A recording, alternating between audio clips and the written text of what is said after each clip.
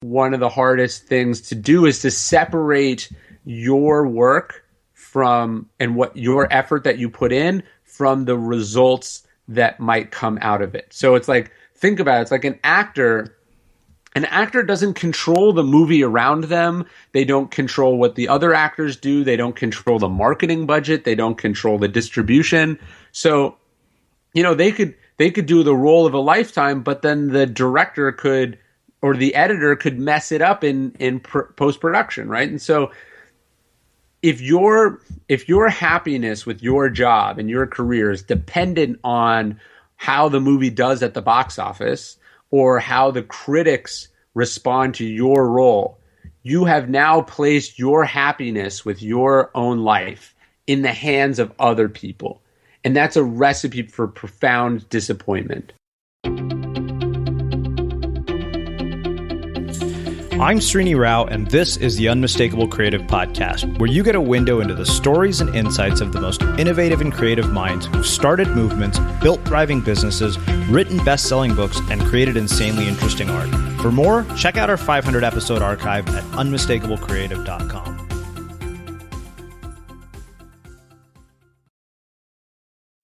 Ryan, welcome to the Unmistakable Creative. Thanks so much for taking the time to join us. It's amazing to be here.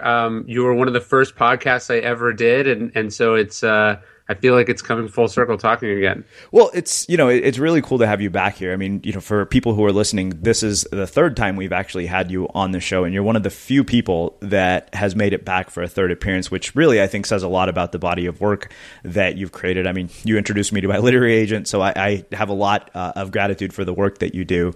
But I want to start today's conversation a little bit differently than we have in the past, because I think a lot of people know about your story, they know a lot about your work, and this actually came from Brian. He said, ask Ryan about this. So I want to ask you what social group you are a part of in high school and how that has ended up impacting your life and the work that you've ended up doing. Yeah, that's an interesting question. I think some people have a very clear idea, like this is my group, I was a jock, or I was like a loser. I think I was sort of in between, although I mean maybe someone could make a case that I was a loser and I just wasn't aware of it. So I ran cross country and track for 4 years of high school, and it was track and cross country are a strange thing because it's an athletic endeavor, but it's totally a solitary one, and then it tends to attract the people that couldn't cut it in any of the other sports. So like I was okay. But when I look back, for instance, on my like athletic career as a high schooler, I see like a ton of wasted potential. I remember I would get in trouble all the time. I never took it seriously. I feel like I was stuck in this space where I was afraid that if I tried really hard, I think subconsciously, I don't think this is conscious. I think I was in a world where I was pretty good naturally. And so that was enough. Like I was confident in that natural ability, but I didn't try very hard because then if I tried really hard, it would be on me. The success or failure would be on me. And so I sort of took this lackadaisical, ironic, very immature attitude about all of it. And I think most of my friends did too. So it was now I love running and I run every single day, and it's something I take a lot of pride in, the sort of the routine and the dedication of it. But that was when I look back at my high school career, that sort of thread runs through all of it. Like in classes where the teacher liked me, I worked really hard. In ones where I felt like the teacher wasn't treating me fairly or didn't like me, I didn't try hard at all. And so I sort of see that pattern of I was in the group of the people who didn't value their time or their effort or their identity very highly. I think I preferred to be ironic about it all, probably because I was afraid. What's the most important thing that you learned from a coach when running track that you've incorporated into your life today? Yeah, it's funny. My coaches and I, we really didn't get along. I think I got kicked off the team at some point in every single one of the 4 years for some infraction. But I remember I had this one coach, her name was Miss Simpson, and she was giving us this advice one time. So in cross country, obviously the track is hilly, and what you'll notice is that that people run really hard on the downhill part because all of a sudden you feel like you're going really fast. And what I remember what she would yell at us all the time was this idea of like, actually you should pass people on the uphill. And if you're in good, if you've done your conditioning, you can pass people on the uphill. And then on the downhill, if you understand form correctly, the downhill should not be where you speed up. The downhill should be where you're making gravity work for you. And so that's something I sort of use that as a metaphor, I guess, an analogy. Sometimes it's this idea of like, okay, it's on the uphill when other people are struggling that where other people are struggling that your conditioning really kicks in, and it's on the downhill where you get the illusion of progress, where people think like, oh, I'm passing all these people because I'm going really fast. But if you're doing it right, that should actually be where you're conserving a lot of your energy. So even as a runner, I think about that now. I really like hills. I sort of look forward to them. But then in life, I think it's in the difficult scenarios when you're overloaded with stress or with things are going difficult. That's where I feel like I'm making my progress or I'm going to make my move. And then it's when things are going awesome that's when the discipline and and your understanding of the form really makes the biggest difference. And you've got to be willing to put your ego aside a little bit and be okay with the difference between perception and reality there. Yeah, we'll actually talk about that in depth. It's funny because it makes me think of something I wrote recently, also based on a conversation I had with Brian. We were talking about sort of the momentum that we're gathering as we're going into a launch of a book. And I said, so what comes after this? And he said, all I can tell you is don't stop doing what got you there in the first place. Yeah, that's a great point. I mean, I think with running, what you're thinking about is one of the things I'm always thinking about with running is like, you have to keep your own pace and your own sort of game plan. And if you're not, then you can get really distracted by what other people are doing or what you're suddenly supposed to do in a given situation. Mm-hmm. And so it's like, hey, if I'm waiting to the last mile to start my kick, just because somebody else starts it at a mile and a half doesn't mean that I match them step for step, or I'm not going to have any gas left when I need it. And so that's something I'm thinking about too, is like, no, I'm running a race with myself. Mm-hmm. I know what sort of pace I can hold. I know what I need to do. And you've got to sort of cultivate kind of an indifference to what's going on around you, or you can end up burning yourself out. Yeah.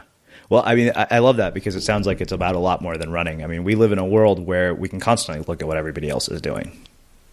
Yeah, of course. Not only can you're supposed to log into Facebook every day and it's a parade of everyone else's accomplishments, or, you pull up Instagram and it's a parade of what they want you to think their lives look like, through these manipulative filters and such. And so you've got to know, like, hey, this is what's important to me. This is what I value. These are the benchmarks that I'm measuring myself against.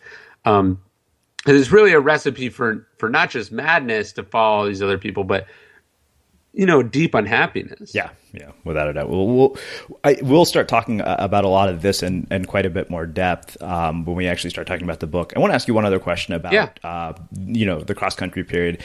I'm curious what you learned about habits and discipline that you brought from that you bring into the work that you do today. So, I mean, I would say I learned all the lessons of what you're not supposed to do, right? Because I wasn't doing it. I remember in track, I ran a 5:02 mile when I was, I don't know, a sophomore or junior in high school, which is pretty good.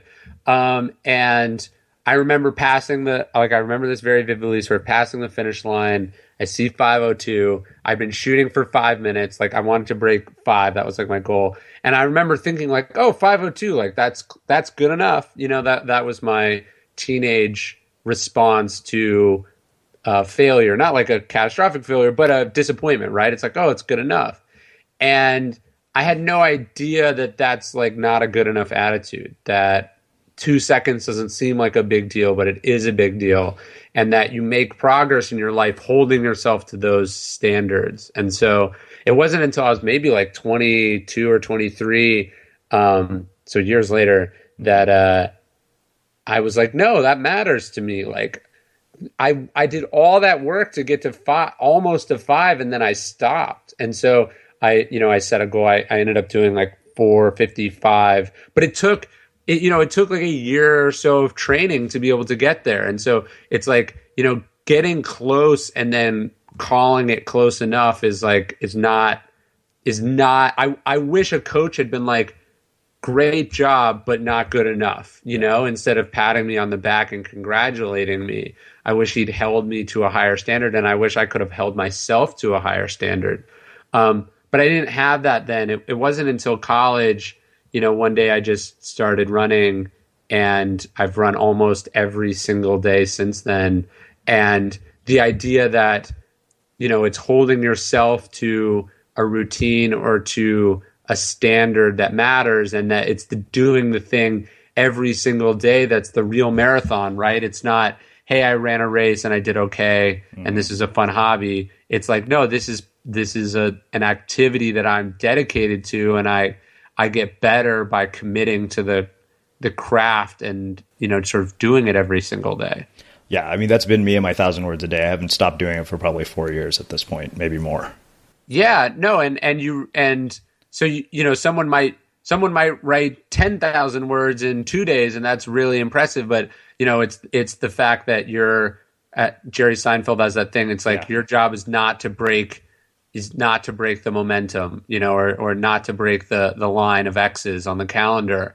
And how long can you go? And the more that you can, the better you get. And I think people, because they just see the results, like they just see the one article, and they're like, I liked that article, but I didn't like this article. And they don't understand that it's the aggregate output that you care about. Obviously you care about each individual article, but right. It's really the fact that after however many days you're going to have written 1 million words, and what is the aggregate quality of those 1 million words? I think that's what I care about, and that's what I'm working on. You have to be able to develop that. And I think it's really hard when you're 16 years old to realize that 10 years from now you're going to care about this streak, and that if you'd started it now, you'd be even prouder of it.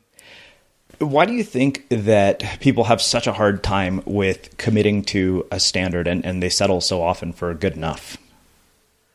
I think fear is a large part of it, right? Like, if you don't care, then you don't have to feel bad about yourself, right? It's hard to write an article and it not be good enough, right? That's an unpleasant feeling. It's hard to publish an article and have someone say that they don't like it. Those things are tough. So I think that's a big part of it. And then I think a huge part of it is ignorance, right? So you don't, for instance, dieting, right? Like eating well. When you're not eating well, you think that you like how you're eating, right? Like, you're like, I got pizza when I want it, and I got candy when I want it, and I drink soda, and I enjoy the pleasure of those indulgences. And dieting is an unpleasant period where you're depriving yourself of things and you're not enjoying what you're eating. And so on the other side of that is what health feels like, which is, not only the absence of all the crappiness that you feel, but it's good, right? Mm-hmm. And so I think people don't understand that what's on the other side is actually better. And so they're not willing to endure the short-term crappiness to get to the other side. And that's the paradox, right? Is like, you have to have faith that, hey, so-and-so is telling me if I cut these things out of my life will be better, but it's going to be unpleasant to do so. You have to have the faith that, and listen and be able to take a risk. Well, I think that makes a perfect transition to talk about something that I know both of us are deeply passionate about, which is this whole idea of deep work, which you and I have both written plenty about in our recent articles. And so I want to talk about your entire creative process, productivity systems that you have in place. I know you're a voracious reader, and people have always wondered how you do all of these things. So I wanted to spend a little time this time talking about systems that you've put in place, habits that you've put in place that facilitate this creative process, and also talk about the research process that goes into your books, because it's one of the things I've always enjoyed about reading your work is that even though I can't get myself to read a history book, I get history lessons from reading your books. And that's one thing I've really appreciated. So I'd love to talk about all of this in a bit more detail and find out, how this all comes together. Yeah. So, I do think deep work's very important. I think people don't understand that a book is not, hey, I have an idea for a book and then I wrote it, right? It's hundreds of hours of research. It's finding little nuggets all over the place and going, hey, I like that line. I'm going to write that down. And then thinking on it and putting it away and storing it. I think I've been meaning to put something together. I was thinking about my last book. I know exactly what book I was reading. And it's easy to find what page it was in that book that I found the sort of the crux of what became The Obstacle is the Way. It was a book by Pierre Hadot. He's talking about this exercise called Turning Obstacles Upside Down, which is in, the Meditations of Marcus Aurelius. I remember finding that and writing it down on a note card. It wouldn't have been for 4 years that I started writing that book, maybe more, right? And I'd been introduced to meditations even before that. So people don't understand that writing a book is that process. It's the nugget of the idea and then the accumulation of time and thinking, and all of that is in the quiet, deep work where you're sitting alone, thinking and working or researching. And so a book might take 10 hours to read, in actual reading time, but it might be the accumulation of thousands of hours of work. Yeah. And I try to carve out as much of, you have to carve out that time from somewhere. It doesn't happen in a sprint 2 weeks before the book is due, right? Right. It's every day putting in 3 or 4 hours for a year in a row that gets you maybe your crappy first draft. Yeah. I would agree with that, having just gone through the process. Yeah, and then the next part of the process is the editing and the rewriting and all of that, which is, it's, hey, this is the 4th time I've worked on this paragraph, tweaking these, these words about, because so-and-so said it was too much like this, and then somebody else said it was too much like that, and so people don't, I think, we live in this world now where people think like a book is something you hire someone to make for you, or, maybe there's a software that can do it for you or whatever. They don't really understand that the difference between a book that lasts and a book that might get, sell 1,000 copies on Amazon or whatever is those hundreds and hundreds of hours. Yeah. One of the things I've been curious about, I've been borrowing a lot of ideas from your process lately. Like I tend to read primarily physical books. I underline lots of passages, and I find that I frequently return to books that I've already read. Mm-hmm. And I found that actually has been really informative in coming up with ideas. Because sometimes I'll just open a book and look at what it is that I've underlined in the morning, and that'll be my inspiration for writing. Like I'll just grab one of the quotes that I underlined, and that's how I'll start my 1,000 words. I'm curious, when you read a book, what does the process of absorbing the information in the book look like for you? Like what is, do you underline stuff? I know you mentioned the note card system, so I'd love for you to talk a little bit about that, because I feel like we're in this really interesting sort of phase where we can consume content really fast. Like you can listen to an audiobook on 2x. You can fly through a book, in an hour if you really don't read it closely. And so I'm really curious, what your process for reading looks like so that you actually end up absorbing all of this material. Yeah, so I have on my desk right now a copy of Pat Conroy's The Great Santini, which I'd never read, which is a novel, and I read it maybe 2 weeks ago. Mm-hmm. So this is a fictional sort of coming of age tale, right? And I'm trying to look here. I've got, I don't know, maybe 25 different pages that I folded, and then I read it. I had a pencil. I guess I couldn't find a pen. I had a pencil while I was reading it, and I mark certain passages that I like. Or sometimes I didn't have the pencil, so I'm just marking the page. And then this is on my desk because today I'm gonna hopefully have 30 minutes to go through the book. I'm gonna write down all those passages that I liked, or words that I needed to look up, or in this one I don't think he recommends any other books, but there might have been an afterword the author where he's talking about other stuff.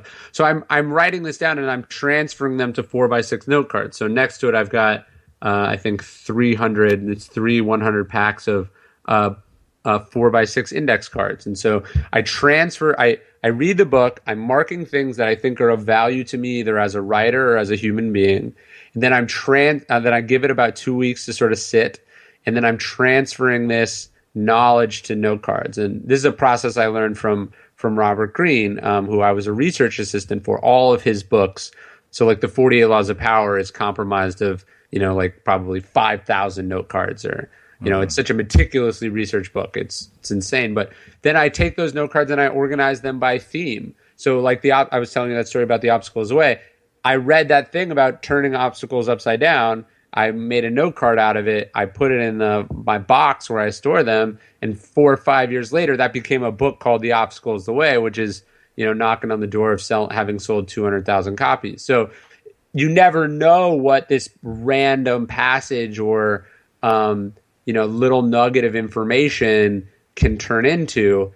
And the reality is the vast majority of it turns into nothing. I go through my note cards right now and I'm like, what is this? Like, I don't like this. I don't agree with this. Or I can't even read my writing here. But, the 1 in 100 times that it becomes something is enough to build a career around. Yeah. Do you actually review your note cards on a regular basis? So obviously when I'm writing a book, I definitely I'm having to go through, I had a huge section on Stoicism in my general sort of box. And so when I'm writing a book about Stoicism, I'm going through there and taking everything that fits with the thesis of that book.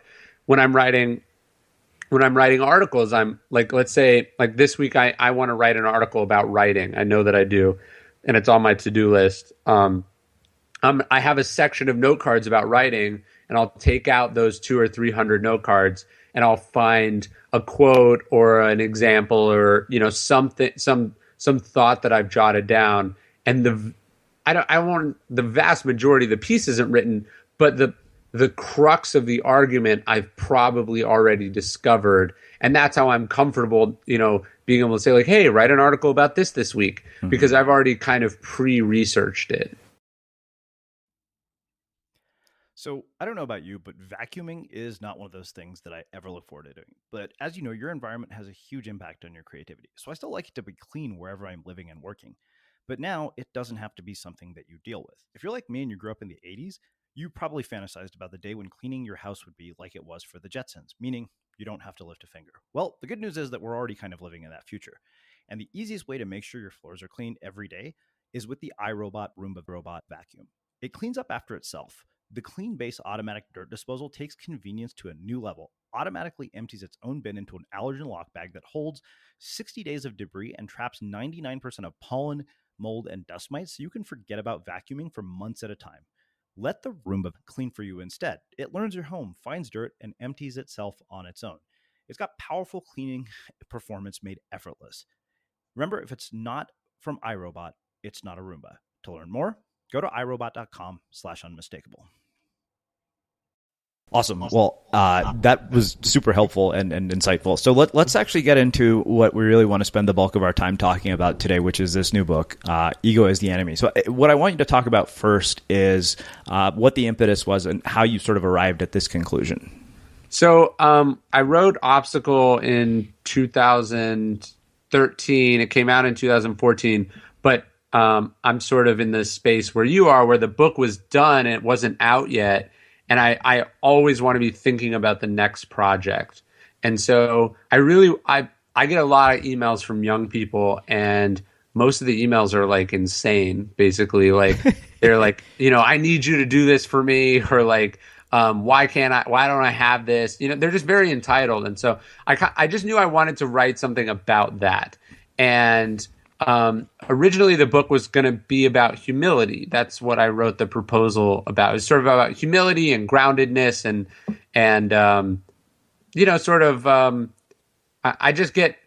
I get this sense that with social media, it's really easy to sort of, get high on your own supply. Right. Yeah. And so I wanted to write about that.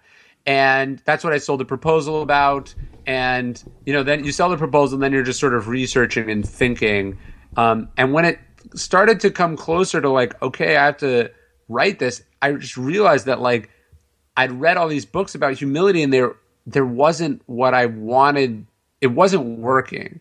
And I realized that it's like writing a book about humility is like everyone knows humility is good, and it's really hard to know whether you're doing it or not. And so it just wasn't making for the material wasn't supporting the hypothesis that I had, the hypothesis I had about, you know, this being a good book idea. And so thinking more about it and talking to me, I realized it was like, what I realized is that ego was really the problem. Everyone wants to be humble, but why can't they? It's ego is the problem. And as I flesh this out, it's like ego is the enemy of all these things that we're trying to do, whether it's write a book or start a company or, you know, be successful inside a company or have relationships. Ego is why these overconfident, you know, 17-year-olds are sending me these crazy emails, right? And so that was the hard part of the book. It's of writing the book is really figuring out what the hell it's going to be. And once I had that, then it came together really quickly. I started to get the structure. I started to get the stories that I wanted. And I just realized that I realized how it connects to obstacle is that, you know, obstacle is about these external things that we face. Yeah. And ego is our biggest internal obstacle. And it makes like all the things that I was talking about in terms of the Stoic mindset, ego makes impossible, right? You know, the reason someone tries something and then fails and then goes, oh, I can't do it, it's impossible. The reason they think that is because they've brought to it this idea that like, oh, if it doesn't come easy to me, it must be impossible because obviously I'm a genius and like everything I try is golden, right? It takes some humility to go like, hey, I don't know how to do this, but I'm going to figure it out. I'm going to stay at it. I'm going to hammer away at this thing. So it was only in the, one of my points is, you know, you sit down and you think you're going to do one thing, but you've got to be open to what the material is actually telling you. Mm-hmm. And then two, I just realized how much we get in our own way. And I saw, you know, I saw American Apparel collapse over, you know, the time that I was kicking this book around. And so that obviously influenced what I was talking about and thinking about. And I just came up with this idea of like, you know, ego is what stands between us and not just what we want to accomplish, but it stands between us and being satisfied or content with our accomplishments as well. So you mentioned that you get a lot of emails from young people, and I wanted to ask you about this because I know you specifically wrote about this. I mean, you in a lot of ways are an example for a lot of these young people because you've got to experience success at such a young age that the average person really doesn't. And so I'm curious how that early exposure to success influenced your own relationship with ego and really influenced your perspective on writing this book. Yeah, I mean, so I was just very conscious when I started sort of meeting famous, important, successful people at like 18 or 19 years old, and I was working with them, and like I wasn't an equal, but I was like in the room, right? And so I was really, maybe I'm shy, I don't know what was motivating it, but I was really, really nervous about sort of being identified as like the young up and comer. I just wanted to be considered good, period, right? And so I kept seeing other people who were similar to me do well at first and then fall off. Mm-hmm. And I wanted to be different. I wanted to do this forever. And so that was one of the things I was always really scared about, and I was thinking about, and I would ask questions about. It's like, why do people sort of burn fast and bright and then go out? Yeah. Or, you know, why do people seem to implode their own careers? And so that was something I was really conscious of. And then the other thing is I just realized, how precarious it was, like how it was like I'm working for these people because they see something in me and they want, you know, they want me to be successful. But I also could see like, it's like, hey, if I was an asshole like one day, or like if I suddenly thought I knew more than them on one day, I could blow this whole thing up. You know, like it took, you know, one petulant tantrum by me to undo everything I was doing. And so I I guess I just had to be really conscious of it, and I thought about it all the time. So when I get these emails, I'm like, what is this? Like, why are you behaving this? I'm like sort of like appalled by it, because I would never let myself act that way. I get these emails and they're like, I would like you to be my mentor. What I would like is one phone call every single week for an hour where we review what I'm going on. And in exchange, I'm willing to give you X, Y, and Z. And I was like, when I was working for Robert Greene, sometimes we go like 2 months without talking. Like I wasn't dictating terms to this person. I was just happy for whatever he would sort of throw my way. And I was, working on my own project sort of quietly in the corner. So I guess I think I am sensitive to it because I still can remember what that was like and what a tightrope it was. Mm-hmm. Well, let's get into a lot of the principles from the book, because there were so many that really blew me away. Do you think you could give us sort of an overview of how ego plays the role that it does in our lives, and of course, more importantly, how to not let it destroy what we're capable of? So yeah, obviously. I think the premise of the book is basically that each person exists at any time at sort of one of three different phases. You're either aspiring to do something, you've succeeded at something, or you're experiencing some sort of difficulty or failure. And my premise is that ego is the absolute worst ingredient to add into that one could find, right? So when you're trying to do something, being delusional or being overconfident or, being ill-disciplined, that's ego in the aspirational phase, and it prevents you from learning, prevents you from building relationships. It puts you in a dangerous position. And then when you're successful, ego manifests itself as control or delusion or entitlement. It also manifests itself in our complacency. We stop learning. We stop sort of holding ourselves to standards that were once important. And then finally, when we're going through adversity, the problem with ego is it prevents us from learning from our mistakes. It blames other people. It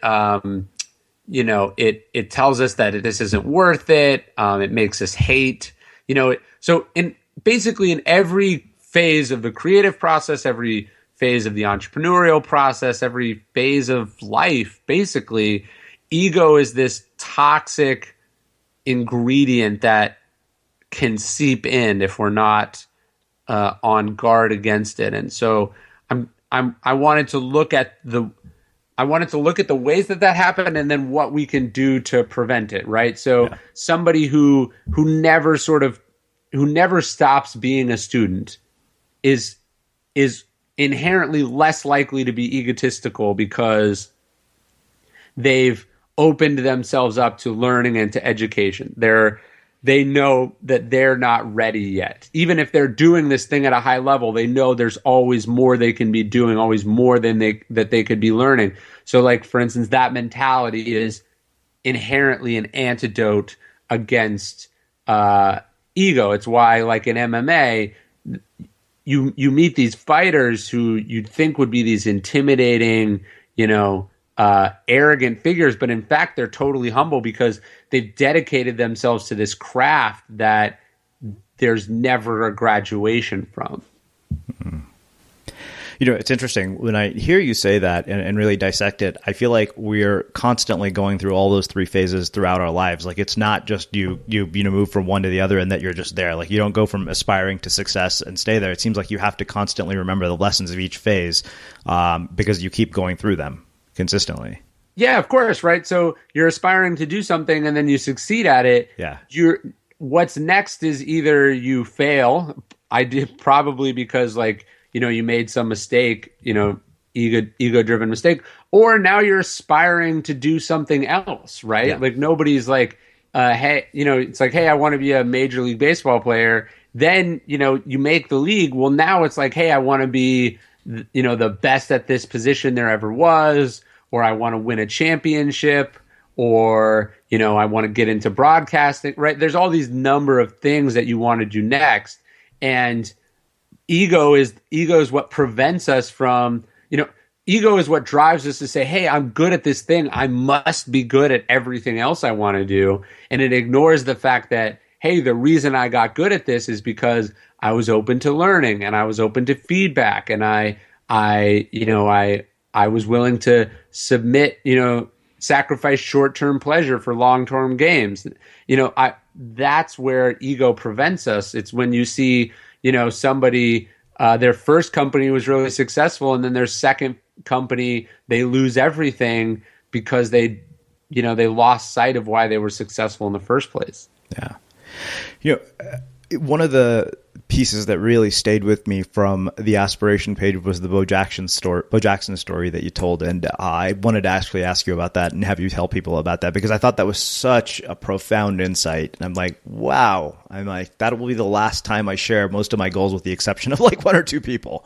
Oh, yeah. Yeah. So, I think what I was talking about in the book is when Bo Jackson decided that he wanted to be number one in the, number one in the NFL draft, and I think he wanted to win the Heisman Trophy. Those were his like two goals. Mm-hmm. He didn't tell anyone. He just worked on them. I think he told his girlfriend. Those were the only two people that he mentioned. And we live in this world where you could say, "Hey, I'm writing a book," and you post it on social media, and everyone's like, "Congratulations, you're an author." Yeah. And so it's like you've gotten all the credit for this thing, but you haven't done it yet.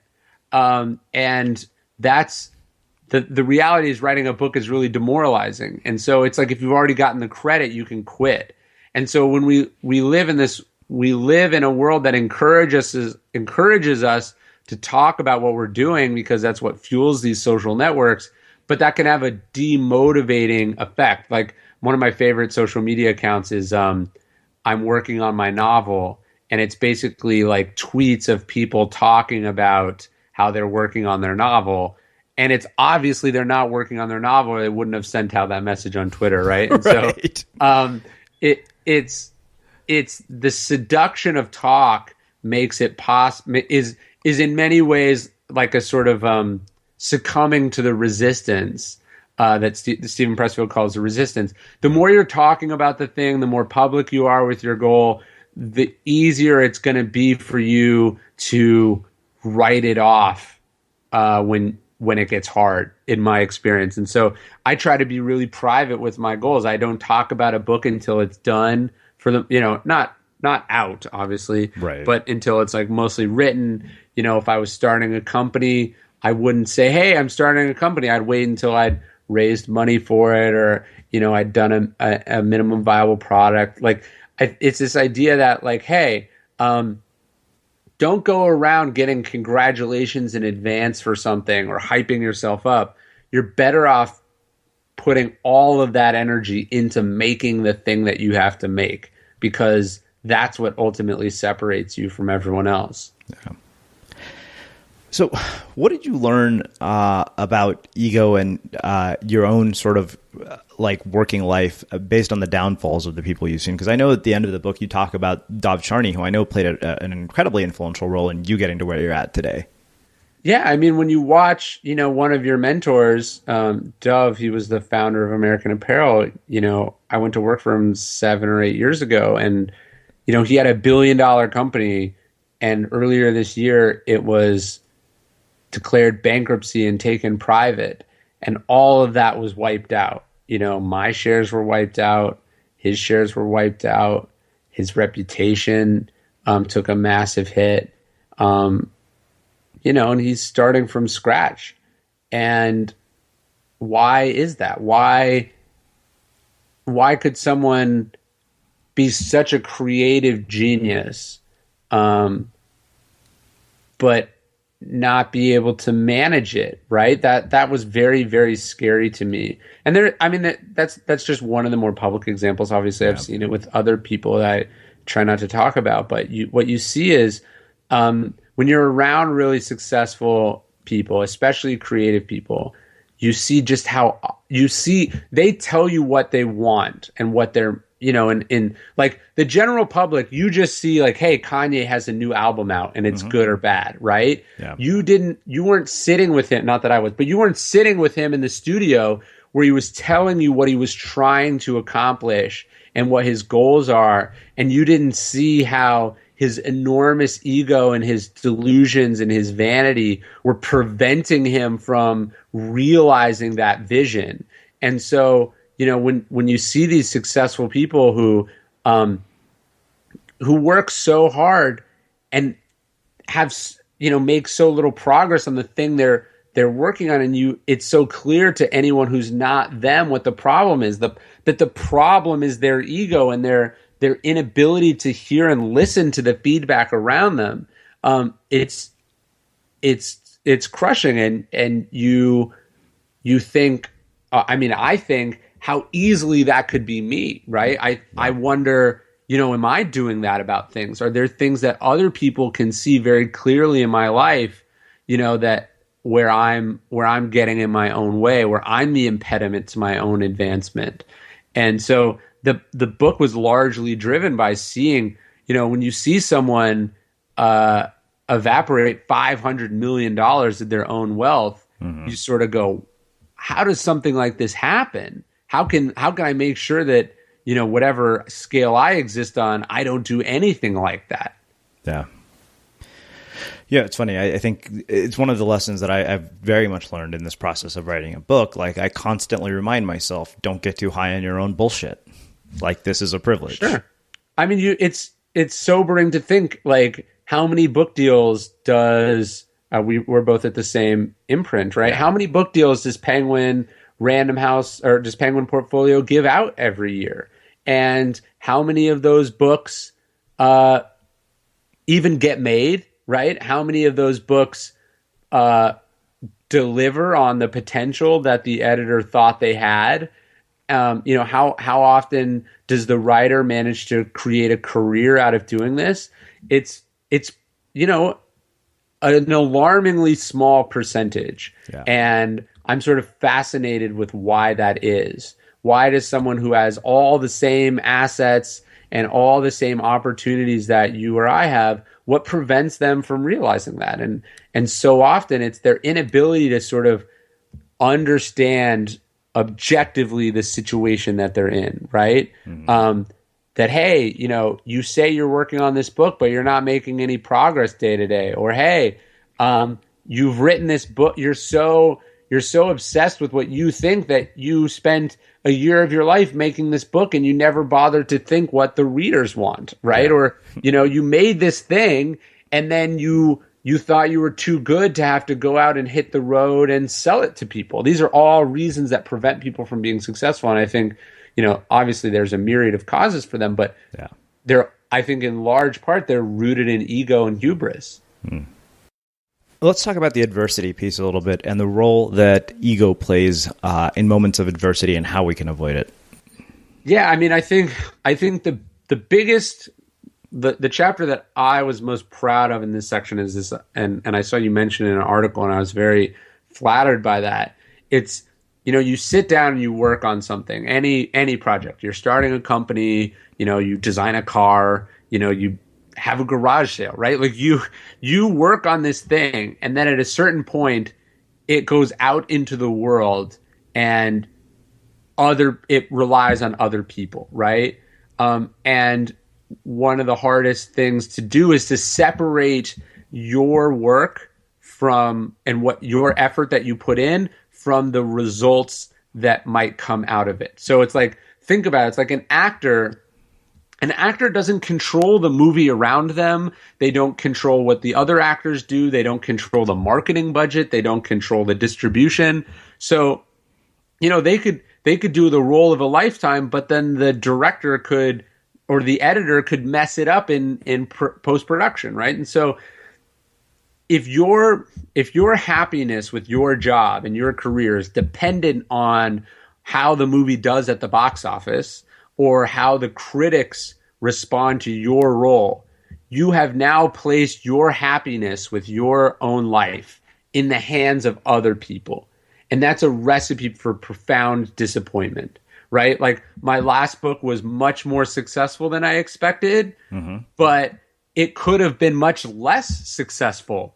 And would that have changed what I made? No. It feels like it does, but it doesn't. So I have to think of that book. Ideally, the egoless way to think of that book is to have the same opinion of it now, however many thousands of copies later, that I had with it the day it went to print with the publisher, because that was the day that my role in it creatively ended, right? And that's such a hard thing to do. And even now, on the verge of this other book coming out, I have to remind myself that what I can take pride in, and this is rooted in Stoicism, but that what I can take pride in and what matters is the part of it that I controlled, which is the effort that I put into making it. How many copies it sold, or what blogs pick it up, or whatever, that's outside of my control. I can do a good interview with you right now, but you decide whether it goes up on iTunes or not, right? And so if I make my happiness or my opinion dependent on that thing, then I'm putting you or the outside world in control of my life. Wow. This has been epic, man. I have to say, like, this is probably my favorite conversation of the three that we've had. I think you like it because you're wrestling with the same thing. That now, right? It's exactly. It very much is like it's given me a lot to chew on. And it's hard because, like, what obviously as a business person or as a person who hopes to make money from what you're selling, you do care about how it does. And I'm not saying that, I'm some Zen monk, like I've written it off and I'm giving all the money to charity or whatever. Like, I'm still going to work hard to promote it, but I have to remember that. I mean, one of the things I was writing in the book that I was thinking about is, like, think about, like, Martin Luther King was. Today, everyone thinks Martin Luther King is a hero, right? But 50% of the country thought he was a communist agitator, in the 60s, right? Like, clearly a huge portion of society disagreed with Martin Luther King in his own time. So should he have taken their opinions into account? Or did he have to realize that, like, hey, I control what I believe in. I control the people that I work with. I control the cause that I dedicate myself to. But I don't control how the outside world interprets what I'm doing. And that ultimately history is going to be the judge of this thing. And, I think that's the same for a book. It's like, think about, like, some of my favorite books. A book like Moby Dick, Herman Melville died in poverty because the book was not a success. Yeah. And so you've got to realize that, hey, public opinion is not, especially in the short term, is not a great judge of something's quality or not. And so as a creative, you have to be able to render that judgment on your own work. And ideally, it should be based on the effort. It's like, it's not, hey, is this good or not? It's, hey, is this the best that I was capable of doing? And if you can get to that place, and I'm not even at that place, if you can get to that place, the creative life will be a very satisfying one for you. The creative life is based on whether you make a lot of money or other people say that you're good at it, then it really is going to depend on the rather fickle winds of public opinion, whether you're satisfied with what you're doing or not.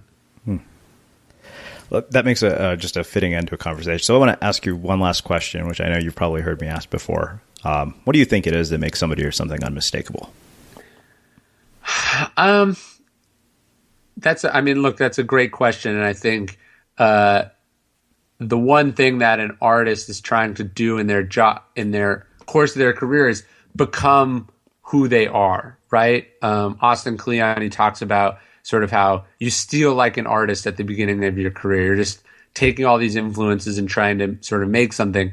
But as you do this over a longer period of time, you're really trying to become you, because you're the only person that can do that. So I think what's unmistakable is when someone is sort of authentically themselves in what they put out there. So they've stopped, I hear from lots of authors or companies or whatever, and they're like, oh, I want to do this because this thing is popular, or I want to do this because like, it's a good like Google search term or whatever. That's great. But what I always say is like, look, literally anyone could do that. Mm-hmm.